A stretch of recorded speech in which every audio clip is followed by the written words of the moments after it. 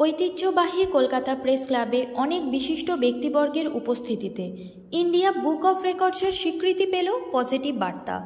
Positive বার্তার chief executive মাননীয় doctor মলয়পীঠ মহাশয় আইবিআর অ্যাচিভার অ্যাওয়ার্ড গ্রহণ করেন। ইতিবাচক ভাবনার স্বীকৃতিস্বরূপ এই পুরস্কার প্রদান করা হয়।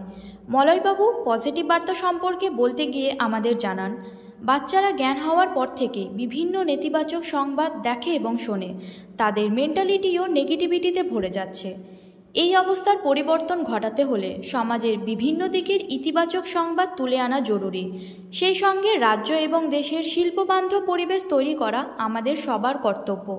সেই লক্ষ্যেই তিনি গঠন করেছেন এই পজিটিভ বার্তার প্ল্যাটফর্ম। কলকাতার প্রেস ক্লাবে সাংবাদিকদের মুখোমুখি হয়ে তিনি জানান, আগামী 1 বছরের মধ্যে তিনি পজিটিভ বার্তার স্যাটেলাইট মাধ্যমে প্রবেশ করবেন। তার এই প্রগতিশীল এবং ইতিবাচক মানসিকতার জন্যে তিনি এই সম্মানে ভূষিত হন। আমাদের চ্যানেলের পক্ষ থেকে ওনাকে জানাই অজস্র ধন্যবাদ।